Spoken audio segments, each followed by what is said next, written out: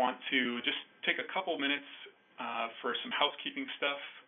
One, folks should definitely be aware that in the bottom left-hand corner of your screen, there is a chat box, so you can feel free right away to introduce yourself, state your name. If you're affiliated with an organization, the city that you're from, we want to welcome everyone.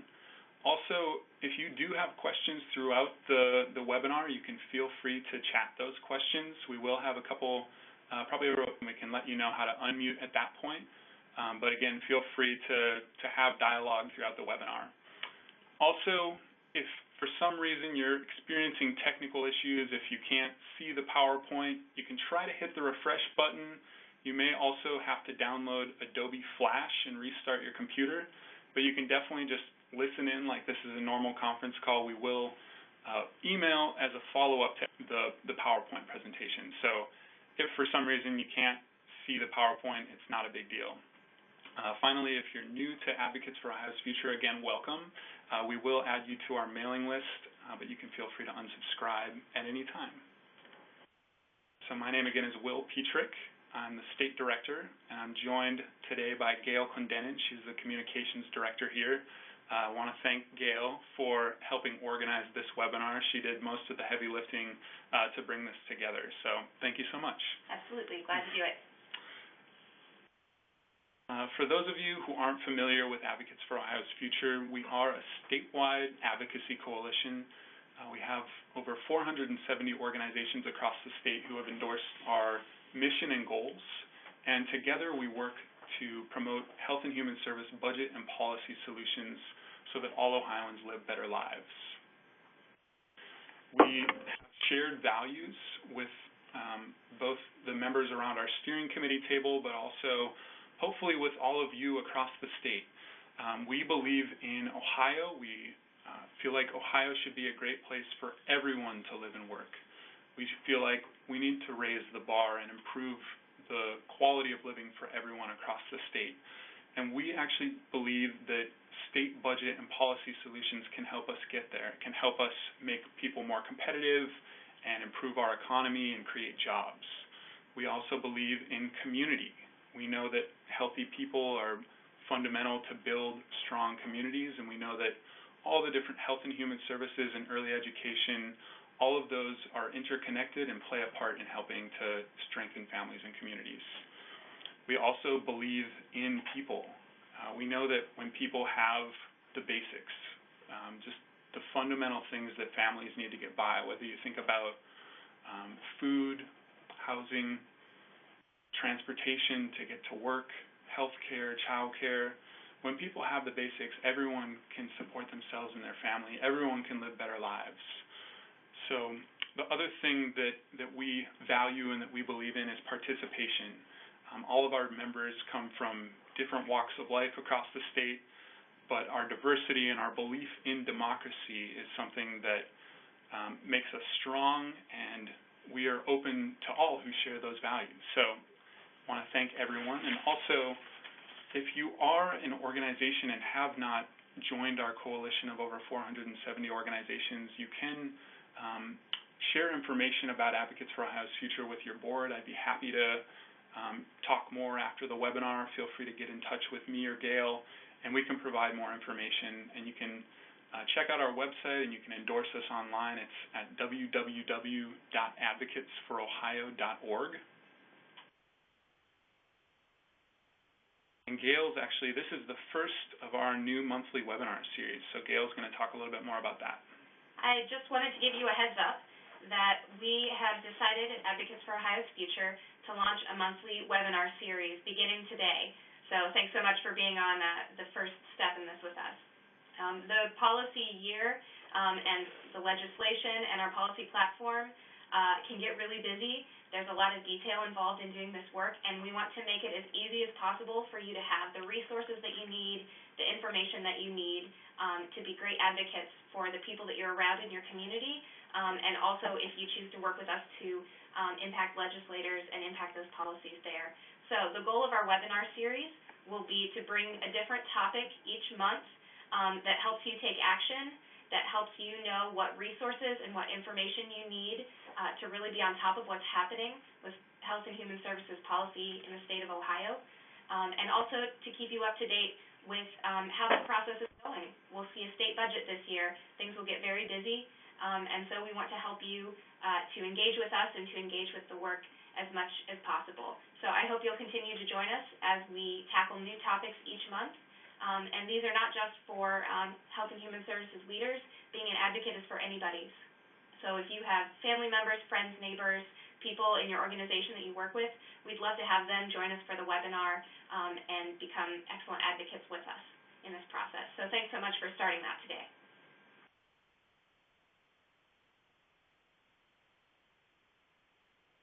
We are joined on the phone this afternoon by Kathy Johnston, Advocacy Director at COhio, and also the Director actually of OhioVOTES.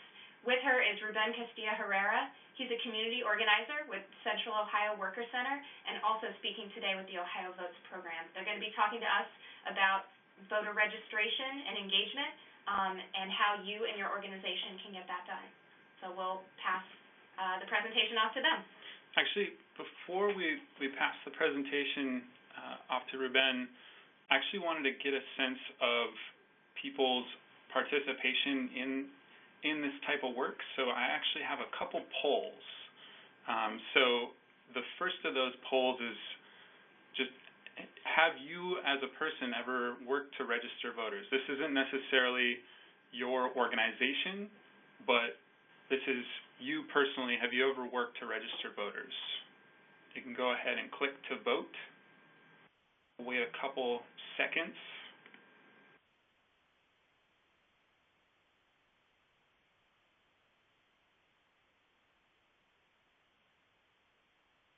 All right, it looks like many of us have worked to register voters, but there are also some folks who have never done this work before.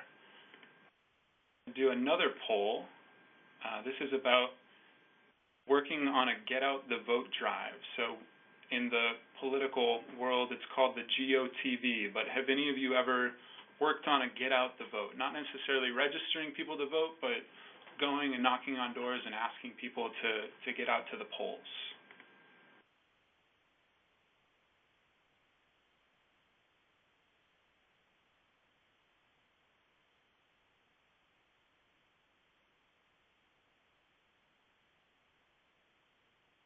So it looks like this one's a little closer maybe to 50-50, but a few more have some experience on getting out the vote. The final poll that I want to ask is just about your organization. Has any organizations have been involved in this?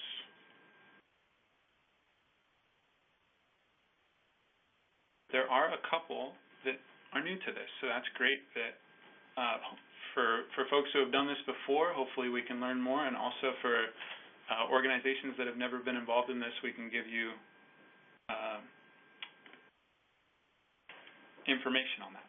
So again, we're here to learn more about how your organization can help register voters and promote greater participation in our democracy. So I'm going to, from here, introduce Ruben Castilla-Herrera, community organizer with Central Ohio Worker Center and OhioVOTES.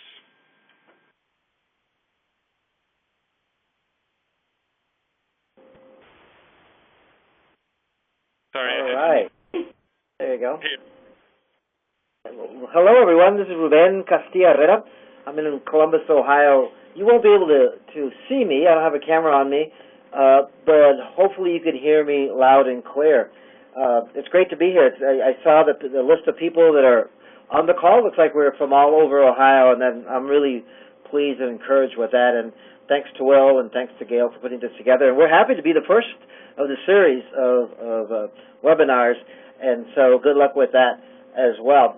So we're here to talk to you a little bit about voter engagement, get out the vote, and give you kind of some nuts and bolts. I'm going to start off kind of giving you kind of the how to make a plan kind of thing, and then Kathy will end up giving you a little bit more of the nuts and bolts, and you'll have question time at the end, so we're excited about that. But first of all, mark your calendar, November 4th, right? November 4th is Election Day, and so we all know that, but we want to make sure that that's always front and center, because that's fastly approaching. And so this is the nonprofit voter engagement training, and you are hopefully in the right place. And again, good afternoon, good fall afternoon. It's a beautiful day in Ohio, at least in Columbus. So today's agenda that we're going to be doing today is find out who we are, why should nonprofits be engaged, some of the do's and don'ts that we want to do. They're very clear, but we want to make sure we emphasize those. Making an agency voter engagement plan for voter registration and for GOTV, and we'll kind of introduce that term to this call. Hopefully all of you are familiar with that, get out the vote. So we'll talk about how to make an engagement plan. And then hopefully we'll leave with some knowledge on how, when, and what to do, what you need to do in order to help out with this process and needing to vote as well. So back to who we are. OhioVOTES, it's a year-round, statewide voter engagement initiative. We're a project of the Coalition of Homeless and Housing, commonly known as COHIO, which many people know us by COHIO. We are a 501c3, as you are. We're a housing advocacy organization based here in Columbus, but do statewide work. And from that office is the OhioVOTES office, where we're calling from right now, which encourages nonprofits to engage their agencies and people they serve in voter registration as well as mobilization. It builds upon the relationships nonprofits already have with the people they serve. And I liked how Will opened up with kind of where they are and some of their initiatives, and there's some pictures, but relationships is key, as you know. It's all about relationships and moving things on to personal relationships and getting to do what we have to do through that, and that kind of communications. So, why nonprofits? Are some of the talking points we're going to be talking about here soon. Why nonprofits are messengers? We understand the value of inclusion and empowerment. I love those. Some of my favorite words, inclusion and empowerment. I'm a community organizer, and I work throughout the state and throughout the country, but inclusion and empowerment are very powerful words, and when it comes to voting, we want to make sure that that has some meaning as far as voting. We want to advance our issues and mission. We're going to talk about that, and then engaging our voters with nonpartisan appeals. So nonprofits, this is an interesting bit of information. Nonprofits are among America's most trusted community institutions. And it's because of people like you and organizations like yours that makes that happen. As trusted service providers and advocates, we have personal relationship with communities that have been traditionally underrepresented in elections and public policy. Back to public policy. There are over 1 million, and get this, there are over 1 million community-based nonprofit organizations in the country with over 14 million people that are employed by nonprofits. So that's a little bit of fun facts, the power that we have with nonprofit organizations. So we'll go to inclusion and empowerment. What does that mean to folks? Again, those are very powerful words that we use all the time. As nonprofits working with folks who are underrepresented in our democracy, we understand the value of inclusion and empowerment. For example, I work specifically in the Latino community, and we're constantly registering people to vote. That is where we show our power. And so part of it being culturally relevant to our community that we work with, we have registered voters at Crew games. Crew is a Columbus or a part of a soccer team, and soccer is a big sport in the Latino community. It's a growing sport in the country as well. And so we actually went where we knew people were going to be, engaged people, talked about it during a soccer game. It was pretty interesting to do that, but met people from where they are, that kind of inclusion, empowered them. And out of that came actually questions like, well, what's the next step? How do we get to the votes? So they were basically asking about getting out the vote. So that's part of the power of inclusion and empowerment. But when it comes to voting, we're all equal in the voting booth.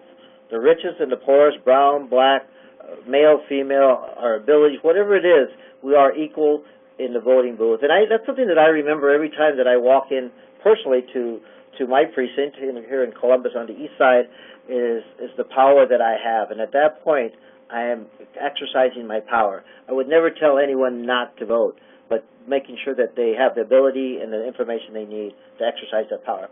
So think of the people that you serve. your clients, your consumers, whatever word that you use to describe those people to come to your doors, that it gives them a voice and it gives them a buy-in.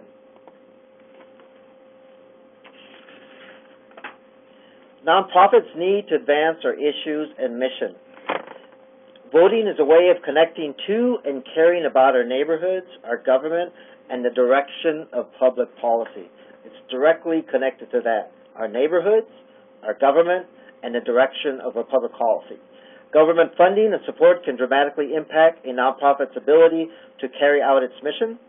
Public policy and funding for housing, for food assistance programs, child protection, and healthcare are all discussions in the public arena going on right now as we speak, and you're all aware of that. Examples might be the SNAP program or the Affordable Care Act, commonly known as Obamacare. So these are all examples of that conversation that's happening nationally. Nonprofits and social service agencies have a nonpartisan approach to voter participation. And so it has to be nonpartisan. We'll talk a little bit more about that, but it has to be nonpartisan. I think one of the reasons it has to be nonpartisan, we're legally bound to that, but also as nonprofits, but also voters want nonprofit. They're tired. We know we're in Ohio, we're an important state. We get bombarded with messages that are very much partisan. And so really, we have an opportunity through this nonpartisan appeal in a creative way to address our constituents, our consumers, people that we serve, and how can we do that in a nonpartisan way. So and this message, by the way, is a message, hopefully you can see that pretty good. Exercise your right to vote. And this is from a young man named Dylan at Southview Elementary School in Jackson, Ohio, who had a winning poster for the Secretary of State poster contest on the importance of voting. So very much nonpartisan looking. Exercise your right to vote. I like that. Let's move right along here. So some of the do's and don'ts of voter engagement. So before addressing a plan, we have to understand what are some of the do's and don'ts. And this is very, very important as nonprofit organizations. First of all, please do check with your agency director or your supervisor or someone about what are the capacities? What is it that we can or cannot do? And this ensures that there's just to make sure that there's no prohibitions to voter engagement for your agency. For example, some federal fundings have restrictions that cannot be used for voter registration, such as Head Start. So you would also want to ensure that you are in compliance. So please do. I want to emphasize that. Please make sure that you check with your director, your supervisor, as far as what it is you can or can't do from an agency perspective. The number one rule for 501c3s doing voter engagement efforts is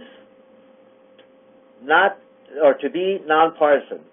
It might be a little confusing the slide here, but please do be nonpartisan, all right? So we have to absolutely be nonpartisan. And that's very, very, very important. I want to make sure just write that down. You know that, but please remember that, because we come into our jobs with our own personal opinions and thoughts and ideologies, but at 501c3s we have to absolutely be nonpartisan. Hopefully I've made that clear. Do promote nonprofit voter engagement activities to educate the public and help them participate in elections, including voter registration and voter mobilization. And I might want to say that being nonpartisan doesn't mean non-participation or non-participation, okay? Don't. A 501c3 nonprofit organization may not support or oppose a candidate for public office. So that's underscore, bold, underline. May not support or oppose a candidate for public office. All right? So you don't endorse candidates.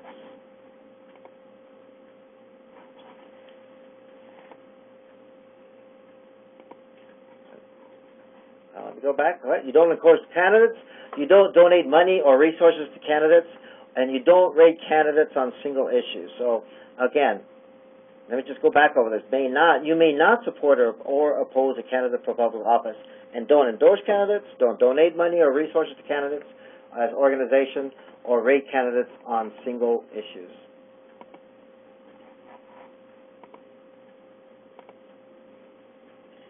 So now we have to start making a plan, and you know, there always has to be a plan. I think that the old saying is to make sure you plan first before an action, and so make sure that you have a plan beforehand. And there's different levels of planning, and we're going to talk about maybe a couple of different levels of planning. But first of all, consider the capacity of your organization before developing a voter registration plan. So what do you have the capacity to do? It could be resources, it could be time, it could be staff resources. So you want to make sure that you do something that you can follow through on effectively. So do consider the resources. And we'll start with level one. It's kind of a basic plan, but very important. One is publicize and promote voter engagement at events, newsletters, e-blasts, webinars, social media, your website, whatever it is that you use to get the word out, and it may, in some communities, it's just word of mouth, right? Don't forget the importance of that, right? So make sure you promote voter registration deadlines and how or where to register to vote. And we're going to talk a little bit more about those specific things. But you want to make sure you publicize and promote that. Do talk about registering to vote at a staff or board meeting. Ask new staff if they've registered to vote. And so that's important. You know, lots of times we're merely thinking about the people coming in our doors, but are you registered to vote? Have you updated your voter registration? That's probably the better way to ask. Before this call started, that was the first thing I asked Will, and Will said, I have, as a matter of fact. I just moved, but it's updated. So you want to ask, and I used to make this mistake of asking people, are you registered to vote? It's probably more appropriate to ask, have you updated your voter registration? That assumes that they're on top of it. It assumes that they're not registered to vote. They're more likely to do that, to answer to that. And also, it includes the important aspect if they move. They have to update their registration. So we're happy to say that Will is updated as well. So talk about to your staff and to your board. Ask the new staff if they have updated their voter registration. Put posters up advertising voter registration deadlines along with where to get and return voter registration forms. And so put posters up. Whatever it is that people read best, whatever catches the mind's eye of your constituents. If it's in my community, we put one word in Spanish. It catches the mind's eye, gets people to look at that, and then we give them the information. Make it culturally relevant, make it relevant to your community. A little bit more here is level 2 is conduct your voter registration on site. So registering all of your new staff employees, making sure everybody who works there has updated their voter registration or registered. That's very important. Assign and train a staff member to plan and direct voter registration activities. It might be more helpful if it's centralized to one person that's actually kind of moving, that's kind of the catalyst in the process that will move people in the process, and maybe questions can go through him or her. And so assigning someone is also a good idea. Have voter registration forms available and offered to help clients register to vote at intake. And that's it seems basic, but if you ask someone and they're not registered to vote and you're stumbling trying to find where are the voter registration forms, just know where they're at, carry them with you, wherever it is it's important, where you can see them, and know where they're at before you ask people. So you just have them right there. That's important. Set up a space in your lobby with cards, instructions, and a drop box. I'm very big about walking into spaces, offices. I would love to walk into your office and see what your office is telling me, right? And so if I walk into your office, your front office, your lobby, what does that lobby tell me? Is it tell me about your organization? Hopefully it is, but especially about this time, we want people to know, oh, there's something that says me my vote is important, or vote or register or something. And so make sure that you set up a space in your lobby that catches the mind's eye. I think that's very, very, very important. Making a voter registration plan. Excuse me, voter mobilization plan. Thank you. As with voter registration, gauge the capacity of your organization before embarking on the plan. We talked about that. Make sure you know the capacity of your organization. But once you promoted voting, then you have to register people and move them on, and then move them on to getting out the vote. That's very, very important. That's part of the mobilization. So make sure that you engage, you promote, and then you move them on, encouraging people to vote. And that's something that you can do. Get out the vote. So October is Get Out the Vote Month. That's coming up in a few weeks. Make October Get Out the Vote Month. Make that part of your visible display, or your talking points as you're greeting people, especially in October, because that's a critical month in getting out the vote. So this is what 501c3s may do. They can make the election highly visible, and hopefully I've given you a few ideas of that. You see a poster to your right there, people jumping, November 4th, vote. Again, whatever is relevant and makes sense to your community, get it out there, make it highly visible. Provide voter assistance or refer to local board of election or the League of Women Voters of Ohio. I don't know about you, but sometimes, I stumble sometimes on things that I know, right? And there's things that I don't know. And so I think it's important that if we don't know, that we refer people to people that do know. And there's lots and lots of resources out there. League of Women Voters is one of them. So if you don't know, it's okay to say I don't know, but I'm gonna tell you where to look. And here's the website, and here's where you call. Have that information handy. Remind staff and constituents to vote. Of course, that's very basic. I hope we've said that already. Remind people to mail in their absentee ballot request form if they want to vote at home. So that's important. I think those have been already mailed out to you. I just received mine as well. So let's move on.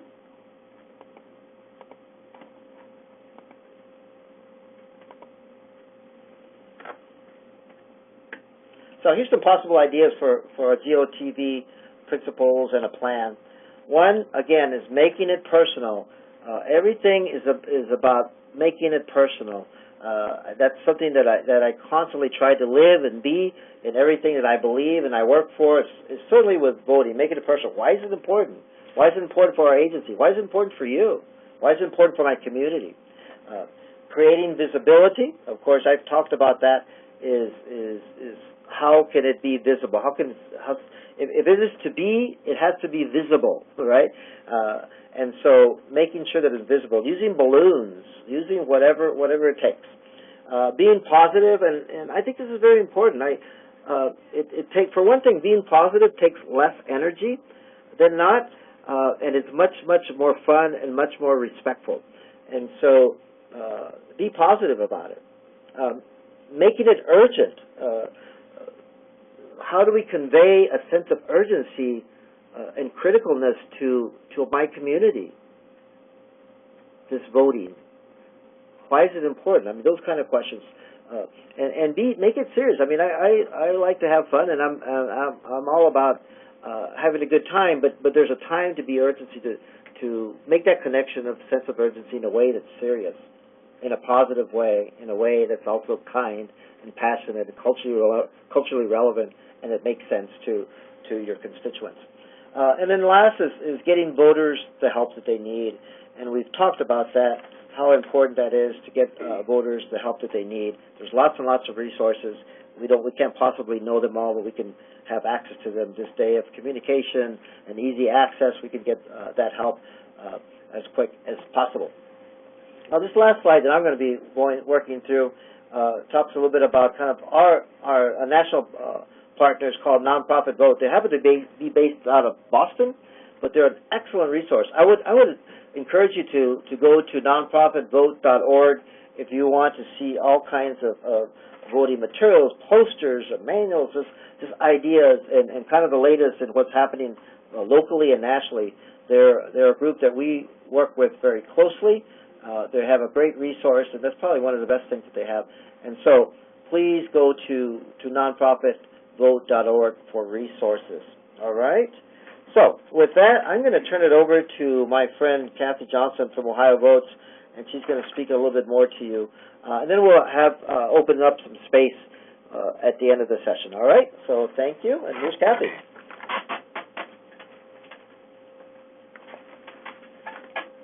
Good afternoon, everyone. Now we're going to move on to the mechanics of voting in Ohio.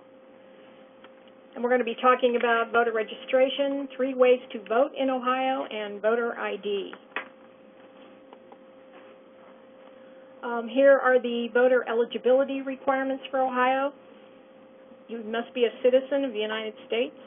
You must be at least 18 years old on or before the day of the general election. So 17-year-olds can register if they will be 18 on or before Election Day.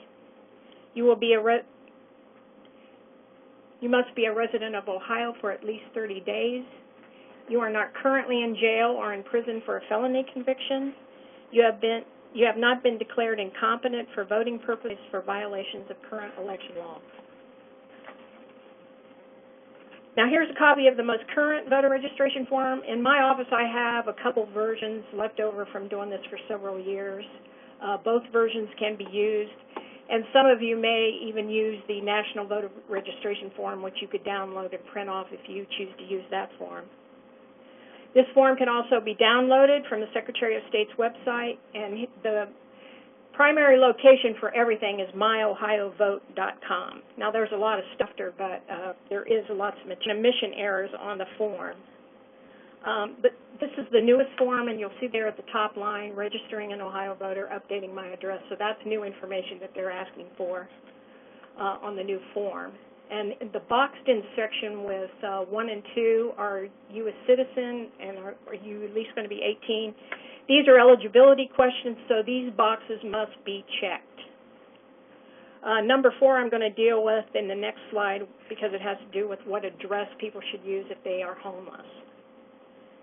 Number 10 is the voter identification number, which is either the driver's license or the last 4 digits of the Social Security number. And if this number is left off the form, it causes problems because the board will then have to send the voter a new form, or they'll send them back this form. So it creates problems, so it's really good to make sure that particular number is in there. Now I want to address some of the issues that you may encounter when registering folks who are historically unrepresented. And the first are voters who are homeless. I'm frequently asked if you can vote if you do not have a permanent address. The answer is yes. Voters who are homeless may use the address of a shelter or other location. And on the slide, I've provided you here with the exact language of Ohio's law. If a person does not have a fixed place of habitation but has a shelter or other location at which they have been a consistent or regular inhabitant and to which the person has the intention of returning, that shelter or other location shall be deemed the person's residence for the purposes of registering to vote. Another frequently asked question, can I register to vote with a criminal record? And the answer is yes. Now this is a card from the ACLU which outlines all the various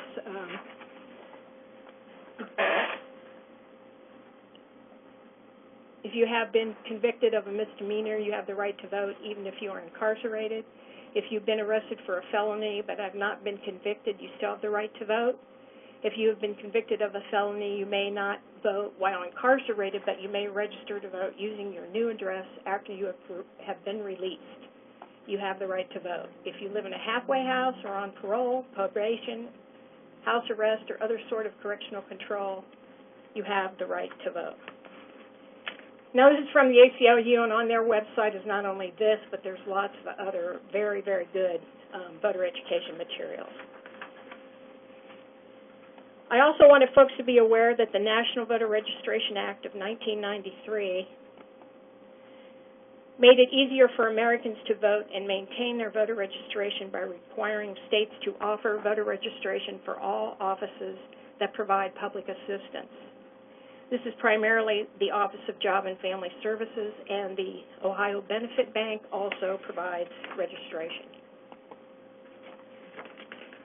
Here is a list of where you can get voter registration forms, and you may also return completed voter registration forms to these agencies.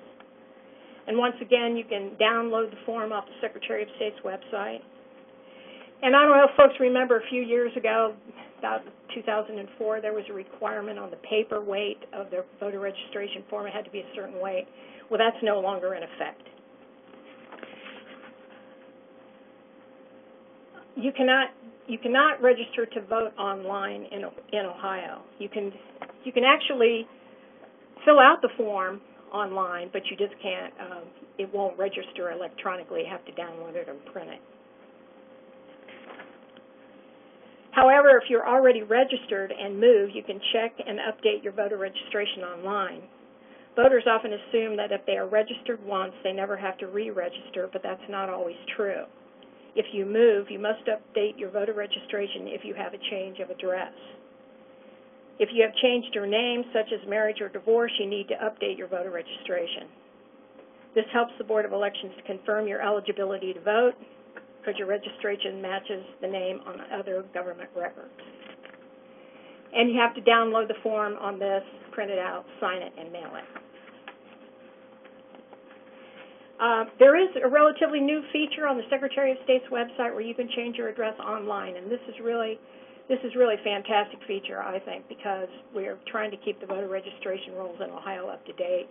And particularly with folks that we serve, there's a lot of mobility. This can be done online without any paper at all. So this is something that you could probably include in your intake, just to ask people if they want to update their voter registration. And this is the icon you look for on the Secretary of State's website. Finally, on voter registration, if your agency will be collecting voter registration forms, they must be turned into the Board of Elections or the Secretary of State's office or one of those other agencies that I've listed previously within 10 days from completion.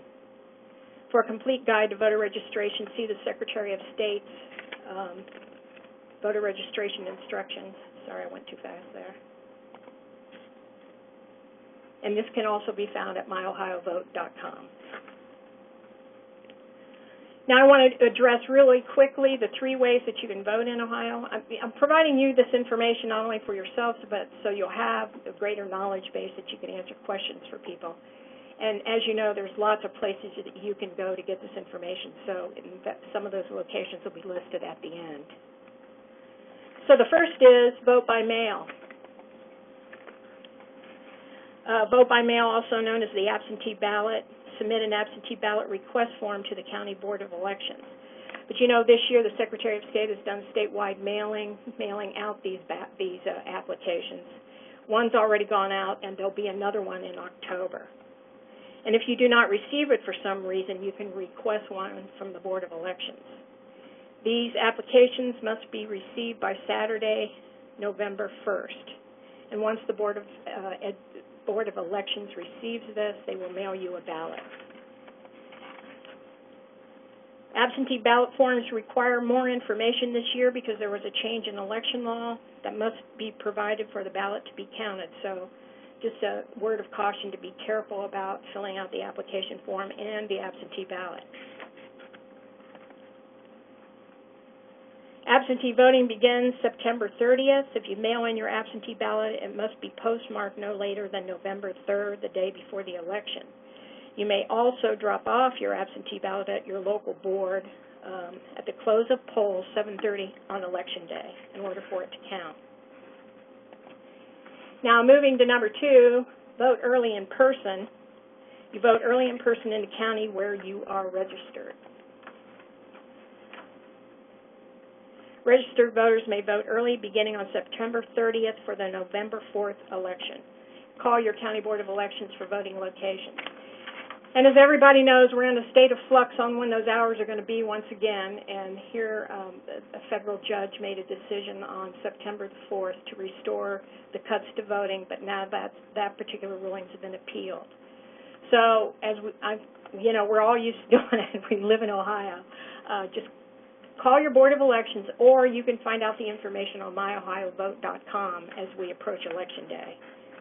But early voting is going to begin on September 30th, and Golden Week has been restored as it is right now. In Election Day voting, most important thing right now is because of the behavior of voters, a lot of voters have started to vote early, or they vote by mail. So nearly 1/3 of voters in Ohio now vote some other way than Election Day voting. And so a lot of precincts have been consolidated. So you want to make sure that your polling place that was once there is still the place to go. And you can also look that up on myohiovote.com. Okay, our last subject is voter ID. When voting on Election Day, plan ahead and make sure you have the required ID. And there's no change in the voter ID law in Ohio since the last presidential election, so it's still the same. Sometimes the rumors start circulating about it, but there's been no change. Make sure on Election Day that you have either a driver's license or a state-issued ID, a military ID with your name and photo, a government ID, which I already said state-issued, original copy of one of the following documents: utility bill, bank statement, pay stub, government check, or other government document that have the date within 1 year of Election Day to be accepted as current. And this particular ID requirement is for Election Day. If you are voting early, we follow the ID requirements for absentee voting, which is your driver's license number or the last 4 digits of your Social Security number. So here are some contacts for you. I would recommend Terry Davis at the League of Women Voters. They have excellent materials. That we've been distributing a lot of their information this year. There's my contact information, and if there's anything I could do at all to help you, feel free to reach out to me. And here are some websites: OhioVOTES, which is our website. There's voter materials available. League of Women Voters. MyOhioVote.com, which is the Secretary of State's, and like I said, there's lots of very good information on that site. And then I also included Alliance for Justice if you would have questions about 501c3s and involvement in elections or ballot issues, etc. So with that, I'll close, and if there's any questions, we can answer them for you. Thank you. Thanks, Kathy. Just want to thank our speakers again. That was Kathy Johnston, the Advocacy Director with the Coalition on Homelessness and Housing in Ohio and the Director of OhioVOTES. And also want to thank Ruben Castilla-Herrera, Community Organizer with the Central Ohio Workers Center and OhioVOTES. Thank you all again. And before we get to the Q&A, just want to take a moment to encourage you all to take action. So actually, Gail and I were at a training, an OhioVOTES training with Kathy and Ruben probably a month and a half ago, 2 months ago, and the call to action there was, come up with a plan. Think about your organizational capacity and what can you do. And so as a statewide organization that's connected to many other nonprofit organizations across the state, our action plan was, let's do a webinar. So we're executing that now, but we want to encourage you all, and we will be sending this PowerPoint presentation out so you can use that to educate people at your organization and in your community. And we'll also send out a link to the actual voter registration form so you all can get involved in voter registration and get out the vote. But want to encourage you to really think through what are your goals as an organization for voter registration. How do you plan to accomplish that? Figuring out what's the method that you want to engage your community in, getting those materials from the Board of Elections, from OhioVOTES, and figuring out kind of who's going to manage it and how to make it happen. So with that, I am going to change the setting here so folks can unmute themselves. All attendees are muted and may unmute themselves by pressing *6. So I think you probably all heard that. You can unmute yourself by pressing *6. And I think we actually have a couple questions already from the chat. Yeah, this is Gail again, and Kathy Ruben, I'll throw some questions your way that have already come in about some of the details of voting. So the first one that I have is, can you vote absentee in person? That is, to show up, ask for a ballot, and submit it all in one go.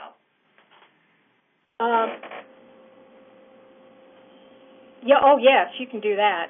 Is the question about whether you can register and vote at the same time? That's been reinstated, also. Okay. Well, that covers the second question. So yes, you could vote absentee in person, but yes, we also have. Do they call that the golden hour, golden window? Well, it's somehow the term Golden Week got to catch. I don't really know why, but that's the week prior to registration closing. So you have 1 week you can register to vote and vote at the same time. And that is if there's no appeal. Right now you can do it. So what about, we have a question about ID that you bring with you to vote. Do you have to have a photo ID, or are any of the methods that you described going to work when you go to vote for identification? If voting early, which is not on election days, and it's that period in October where you can vote early, all you really need is 4 digits of your Social Security number. They really shouldn't be asking you for photo ID. A lot of people show it just because they have it, but really all you need is your driver's license number or the last 4 digits of your Social Security number will get you a ballot. On election day, it's a little more complex, that they require a photo ID or state-issued ID, but there's also other things you can use that I discuss: utility bill, bank statement, etc. Those are outlined on the Secretary of State's website. And one more question from the chair. How will we know when the changes? How will we know to inform people? Well, OhioVOTES will definitely, if you're on our mailing list, we'll definitely send out something to people letting you know the status of voting in Ohio. And we could pass that on to you, Gail, and you could get it out to people. Do you have any idea when that might happen? None. No idea. Someone would also like to know, Kathy, is it legal to photocopy the registration forms in order to get out the vote or register people? Oh, sure. Yes, you can copy the forms. Now, notice when you copy the forms themselves are self-mailers. If you turn them over, you can just fold them and then mail them in. So you just want to be cognizant of that when you're making copies. Got a question from Ed from Dayton about if you register to vote absentee and then show up to vote in person. The question is your ballot held for 10 days before being counted? Now, I don't know the answer to that question, I'm afraid. Okay, Ed, we can reach out to possibly the League of Women Voters, but we'll definitely get back to you.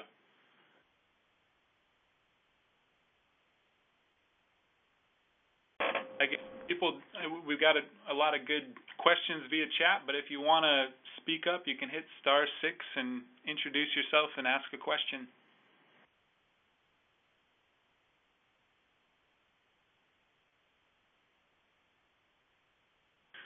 There was another question about whether or not OhioVOTES has training videos available.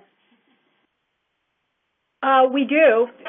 The League of Women Voters, we have those are on our website and their website. Like Carrie Davis just did one on voter registration.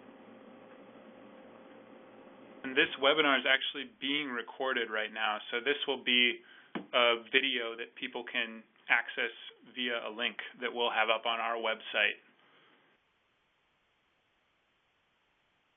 There's another question from Julian Johansson from Boston about whether there's a voter hotline folks have a problem. Do you know if there's any kind of hotline for voters to call with issues?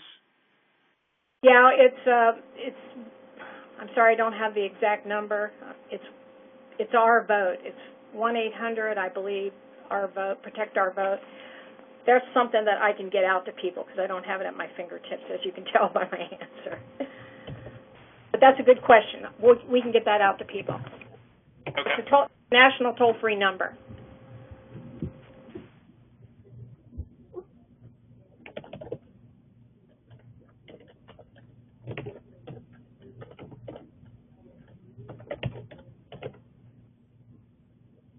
I think Julian must be an expert. Julian says that the number is 866-OUR-VOTES. Great. Thanks, Julian. Thanks. Yeah, thank you. All right, anything else?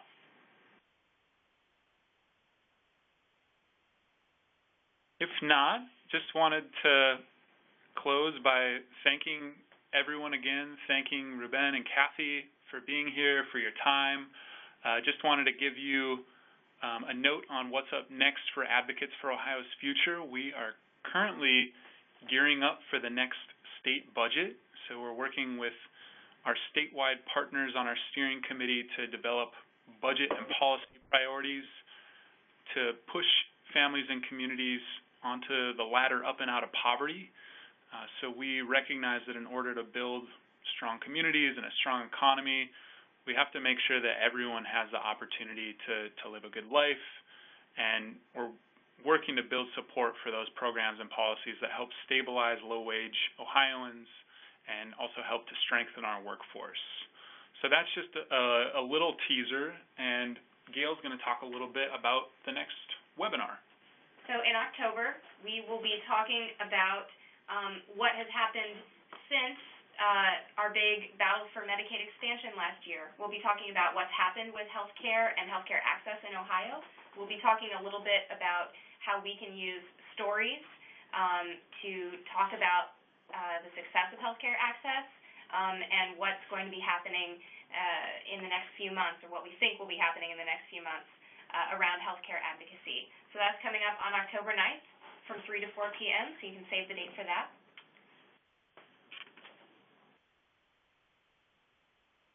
And then, so if folks have any questions, you can feel free to be in touch with me or Gail. You have our contact information. But again, want to thank everyone for joining us. We hope to see you on the next webinar. So save the date again for October 9th from 3 to 4.